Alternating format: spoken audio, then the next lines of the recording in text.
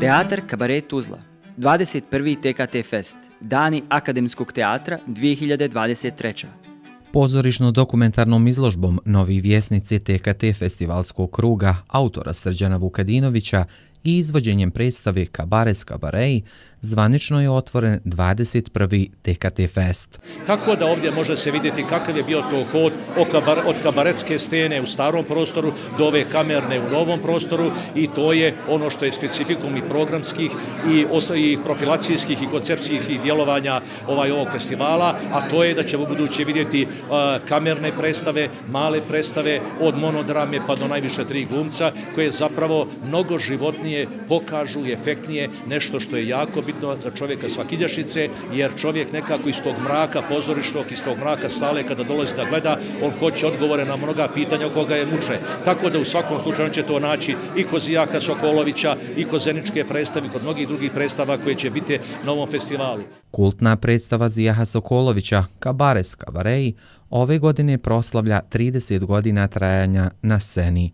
Ovaj kabaret poigrava se osjećajima i mišljenjem publike do ivice izdržljivosti, dok igrajući prepliče dvije velike, za svakog značajne teme, ljubav i smrt. U vremenu koje mi živimo, u jednom, kako kažem, kolektivnom načinu razmišljanja i u kolektivnom životu, ovakva jedna priča o individualnosti čovjeka, njegovoj samoći, ima neko svoje mjesto. I naravno da ljudi dolaze da taj osjećaj krize srednjih godina koji tretira ova predstava, da ljudi gledaju prije krize ili poslije krize pa imaju tako neka sjećanja. Ali u svakom slučaju predstava je ista, ali su doživlje različite. Po mišljenju pozorišne kritike, ovaj Sokolovićev kabaret je zapravo nemilosrdno razgolićavanje života, oblaži kabaret specifičnom vrstom crnog humora. Sva su vremena manje više ista, samo što mi prolazimo kroz ta vremena.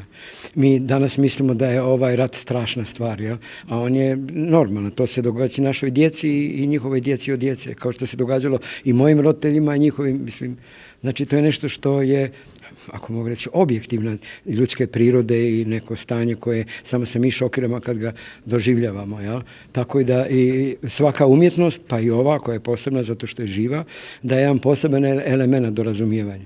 I tretira, opet kažem, jednog čovjeka koji ne pripada ničemu nego samom sebi. Pa evo moram da vam kažem da prvi puta sam ovu predstavu pogledala prije nekih možda 20 godina. I od tada ne propuštam priliku. Zaista lijepo je podsjetiti se tih poruka koje trebamo svi u životu. Predstava izvanredna, jedan od naših najboljih glumaca, za mene vjerovatno možda čak i najbolji glumac kojeg sam gledao. Tekst predstave je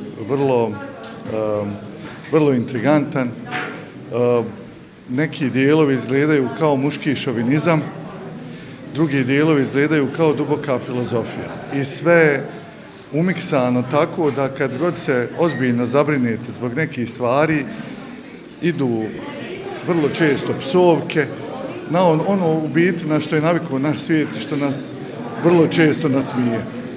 Sjajna predstava, neprevaziđen, najbolji. Dakle, Zio svaki puta oduševi sa novom energijom i sa novim načinom komunikacije sa publikom. Dakle, mali prostor, a osvojio je svaki pedalj prostora. Sigurno da je ova predstava kultna iz nekoliko razloga. Prvo, nastala je prije tačno 30 godina, a igrala se pa više od 1500 puta. Zatim, drugi razlog je taj što se ona već 10 puta igrala na sceni teatra Kabaret i prvi puta je 2003. godine.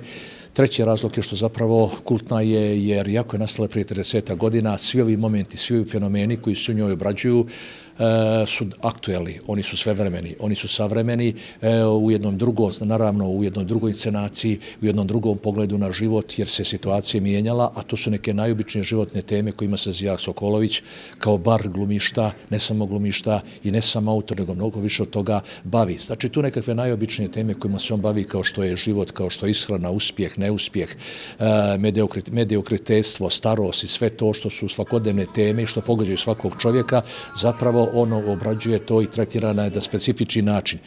Više nije to samo glumačka inscenacija, jeste i to naravno i autorska. On zapravo uzdiže na nivo jedne scensko, slobodno se može reći, jednog scensko-filozofskog modela, pri tome on se u tom filozofskom poimanju poziva na neke klasike filozofije od Aristotela, odnosno od Sokrata, Platona, Aristotela, pa do Spinoze, Schopenhauera, Sartra, odnosno Nietzschea i već koga ne. Tako da zapravo on tu uzdiže na jedan mnogo viši nivo od onoga što je pozorište čin, jer ovi modeli scensko-filozofski su zapravo izvanredna prilika da svako u njima može naći rešenje.